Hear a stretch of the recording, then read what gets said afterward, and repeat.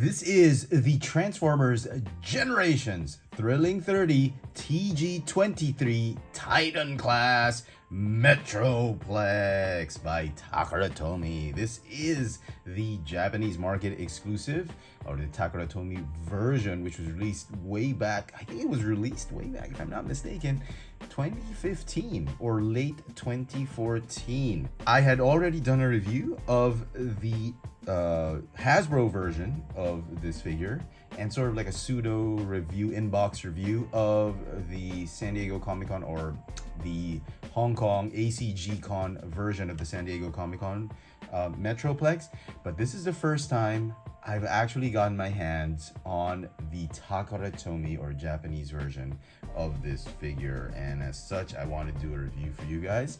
It's basically the same, almost very similar artwork to the Hasbro version, but the difference is you've got the Japanese characters actually printed on the box. This was way before what we're seeing right now. Is you've got just the stickers of the Japanese characters on the Hasbro boxes. Back in the day, it was actually a Takara Tomy box, and this was way before Hasbro and Takara Tomy decided that they were going to unify and release the same products across the board, across all lines. And yeah, back then Takara Tomy had different variations or variants of the products compared to what Hasbro did release. So there's no Hasbro logo, as you can see. It's all Takara Tomy at the top of the box and the bottom of the box, the other side of the box.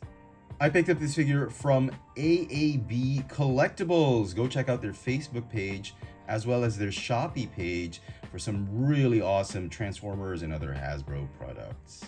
Let's get this bad boy out of packaging. So when you take the figure out of the box, at least the insert, this is what you will see.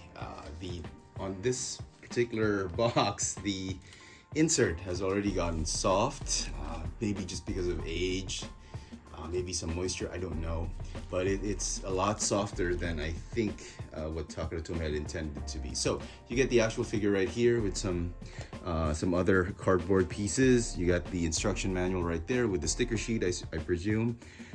And this is the top part of the insert. You get Scamper, you get the other guns, you get the crane, missile, and smaller gun. Take that off. Take off this piece right here.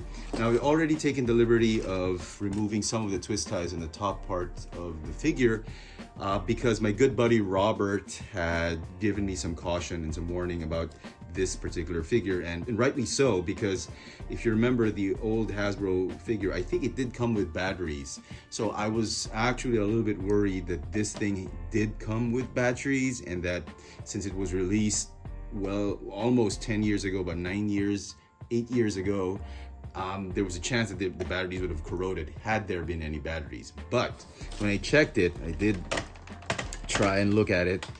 There is a compartment right here. You unscrew this small piece right here, and I was so grateful that this figure did not actually have batteries included. Oh my goodness, thank goodness. And I did put some new batteries in, not right now, but when I replace it with some new batteries, the electronics do work, which I will show off later in the video. But suffice to say, it was a welcome sigh of relief that this figure actually did not have batteries included. Okay, the other thing that my buddy Robert had mentioned is you got to check out for yellowing. I'm not entirely sure if there is yellowing. I know that the plastic does seem a little faded. Now the light and the camera may not be showing it properly, but if you look at some areas, like on the abdomen, maybe on the feet and the knees, you get to see that it's white, but it's not the toothpaste white that we've grown accustomed to. Because if I recall correctly, when I reviewed both the ACG Con and the regular Hasbro release, it was really pasty, like toothpaste white. And you can see right here, it's a little on the off-white. It's a little eggshell type of white. It's no longer the bright toothpaste white. And I guess somehow, even inside a sturdy cardboard box, cardboard will not protect Transformers figures from harmful UV rays from entering, because I'm pretty sure the person who previously owned this probably just, you know, did store it underground. He's probably stored it in his room and all that. So hence you will see some fading. It's not as apparent as I mentioned, but it's sort of there. I know. Let me know in the comments if you have this figure. Can you verify that there is some fading or there's none? But regardless, I still consider myself very lucky for such an old figure. Electronics work. The yellowing isn't as bad, or the fading isn't as bad. And here is the Titan class Thrilling 30 Metroplex out of the box. And boy, this figure is a beast.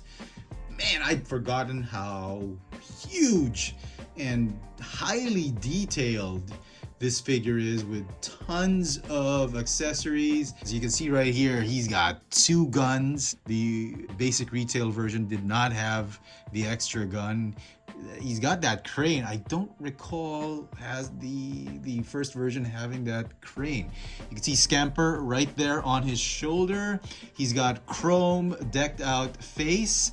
The thighs are silver painted. They're not done in chrome like the convention exclusives. He's got 2 other guns on his shoulders. He's got retractable guns at the top of his shoulders. He's got a compartment here and there. We'll talk about all the major features of this figure, both well, in robot mode, in vehicle mode, and in base mode. But right now, just appreciate how amazing this figure is. I'd forgotten how awesome this figure is, and to this day it is still unbelievably cool. From his toes to the tip of his horns, he stands at about 22 3/4 inches tall, or about 58 centimeters tall.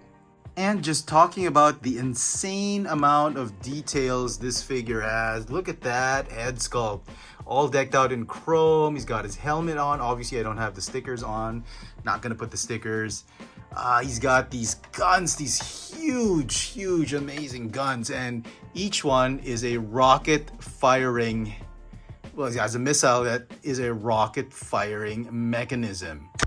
Oh man, I hope I didn't crack the camera, but yeah, it's pretty strong. The missiles are pretty solid, pretty strong, and the same thing is with this other weapon as well. You got missiles that really fire. Pretty good strength. Okay, some detailing here, some paint apps here on his shoulders, on his chest. You don't really need to put the stickers on. It's just the stickers were just really gonna make this figure pop. I did that with the Hasbro version, but for this version, I'm not gonna attach the stickers. You can see right here, great details on it. Now he's got some rockets right here, just like in the original Metroplex. On the other side of his chest, we've got a cavity. Actually, this is part of the city mode transformation. This is actually a garage of some sorts that will actually fit Scamper. Or basically, Scamper right now in today's standards is a core class figure. So if you have other core class figures like Bumblebee, he'll actually fit nicely in this compartment, and we'll show that off more in city mode. But yeah, very cool. He also comes with 2 other guns that are removable on his shoulders, just like the original toy. And he can also hold these guns as blaster pistols on either hand. Each shoulder has a retractable, I guess that's an energon or plasma cannon. Oh my goodness, look at that. Now this is one thing I did notice. I didn't notice this in the old Hasbro version. So you can actually lift, this is because of transformation. You can lift the toes up. If you untab the base, the toes actually kind of lift up. And this thing kind of reminds me of the Thundercats, the Cat Slayer, where other figures could actually come in and use the feet or the toes as a garage. That's actually pretty cool, but that's mainly due to the transformation of the feet and the legs. His articulation, the neck is on a swivel, but not 360, just about 45 to 90 degrees, not even 90 degrees. The helmet can move up and down a little bit because of transformation. Now he does have a visor which just drops down there's a way that you just pop the helmet off, and then you can push on the visor. The visor is actually pretty cool. The shoulders are on ratcheting joints that allow you to go in and out, forward and backward 360. You got a bicep swivel, also on ratchets. Ratcheting elbow joints. The wrists actually have rotating swivels, and each of the fingers have just a single hinge articulation. I think if you get the upgrade kit, you'll have a full articulation on the hands. I'm not sure if I'm going to get the upgrade kit. They're very pricey right now, but you know, given that you spent so much for this figure, might as well get the upgrade kit, right? Okay, so the waist is on ratchet joints as well. You do the swivels. Same with the hips. The hips are also on ratcheting joints. You go forward and backward, you go in and out. Very cringy when I'm trying to do it, because he's an old figure. I don't want to push it. Okay, he's got a thigh swivel. Knees are on ratcheting hinges.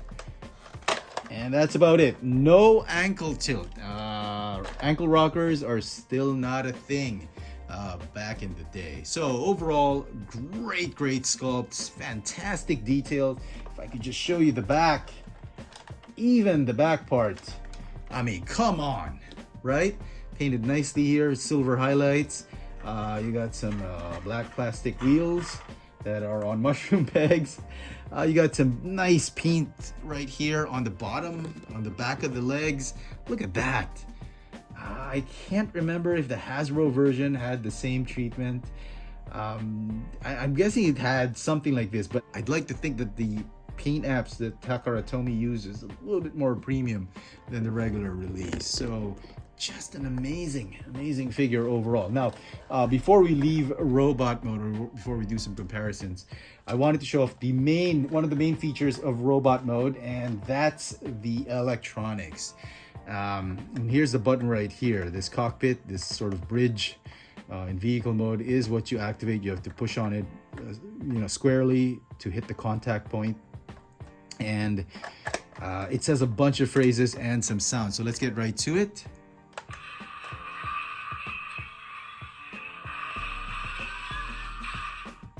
Metroplex heeds the call of the last prime.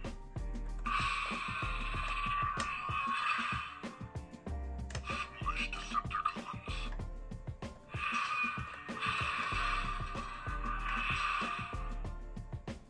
Decepticon deactivation commencing.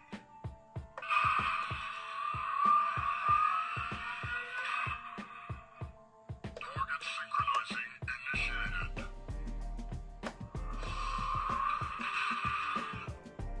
Target obliterated.